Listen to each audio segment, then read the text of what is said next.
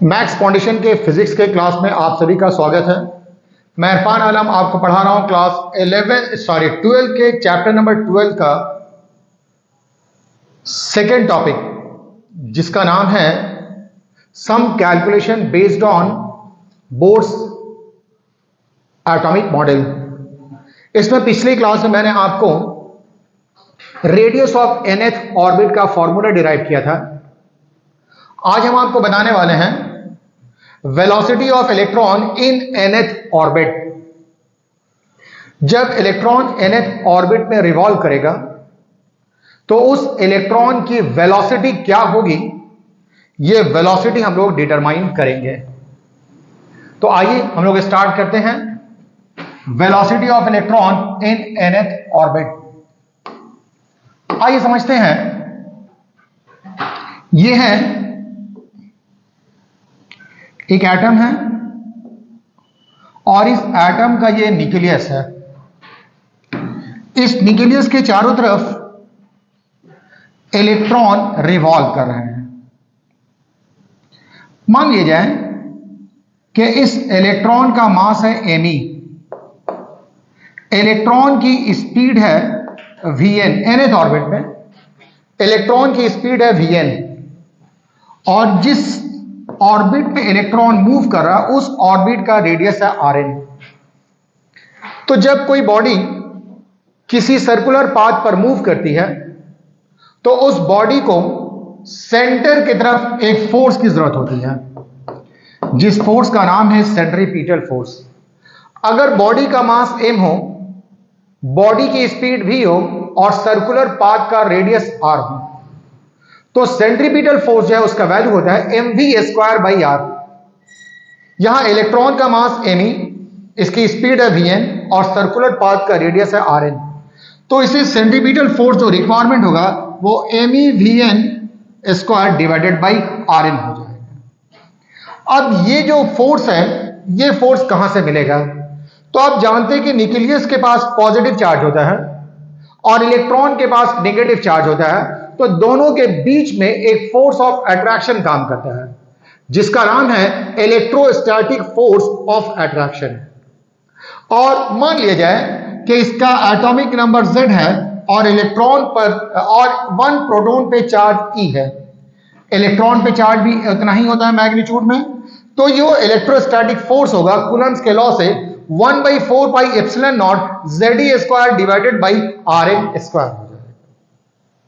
बात समझ रहे हैं?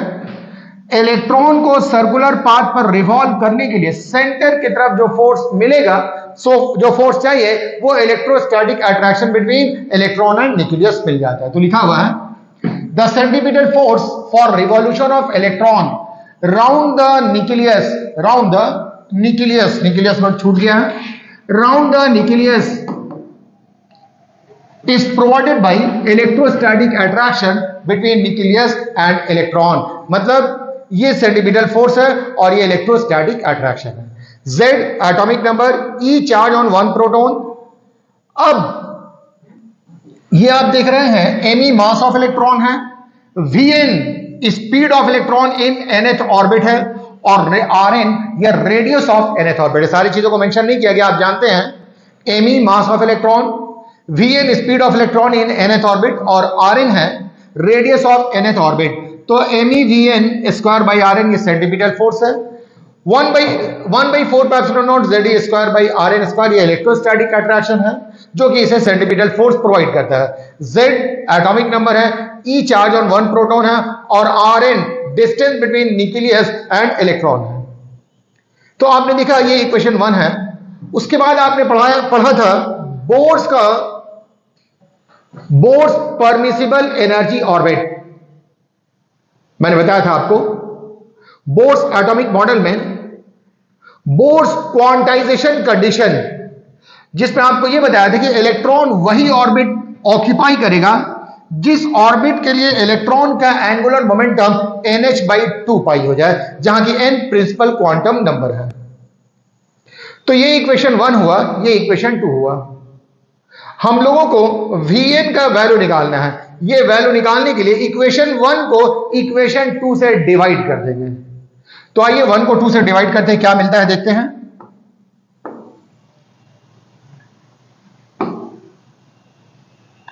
अब आप देखेंगे इक्वेशन 1 में था any v N square by are n और 2 में था any v n by are n, इससे डिवाइड कर दिया।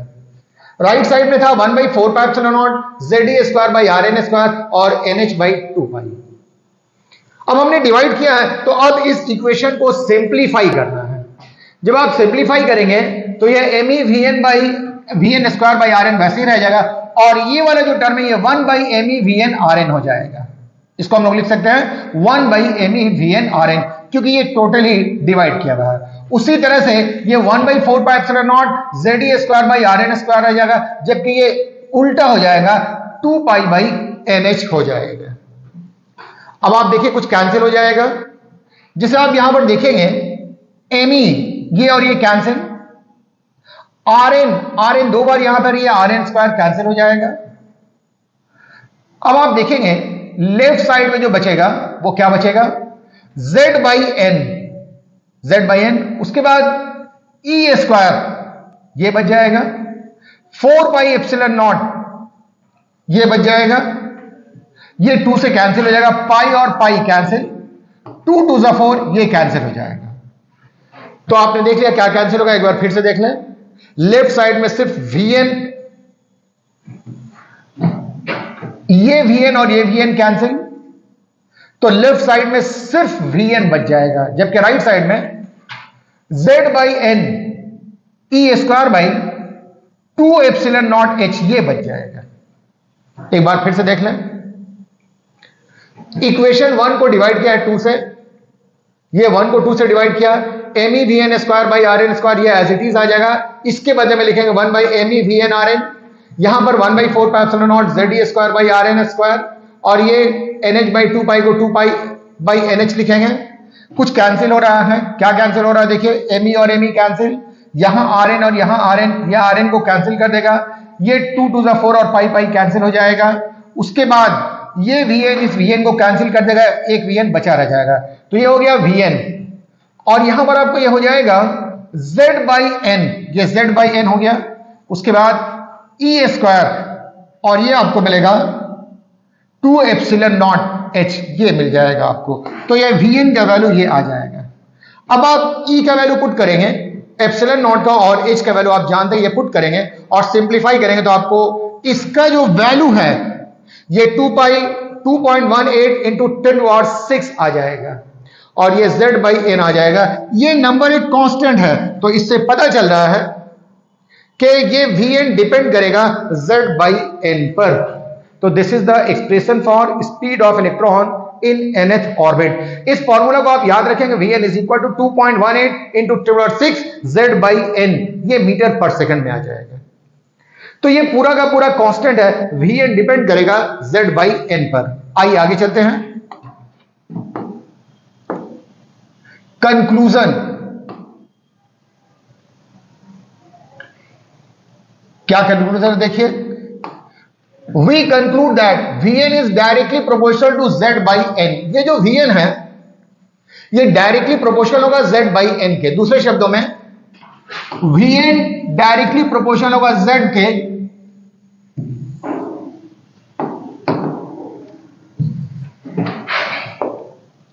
VN ये डायरेक्टली प्रोपोर्शनल होगा Z के, मतलब एटॉमिक नंबर जितना ज्यादा होगा स्पीड उतनी ज्यादा होगी। दूसरा VN इनवर्सली प्रोपोर्शनल होगा N के, मतलब ऑर्बिट नंबर बढ़ाने से इलेक्ट्रॉन की स्पीड कम हो जाएगी। तो हम लोग इसे लिख सकते हैं VN directly proportional to Z/N। तो ये आपको वेलोसिटी ऑफ इलेक्ट्रॉन है। नेक्स्ट हम लोग बात करेंगे एंगुलर वेलोसिटी ऑफ इलेक्ट्रॉन के बारे में। एंगुलर वेलोसिटी या जिसे हम लोग एंगुलर फ्रीक्वेंसी भी कहते हैं, इसके लिए हम लोग डायरेक्ट पहले वाला फॉर्मूला लिख देंगे, VN is equal to Z/N E square by 2ε0H।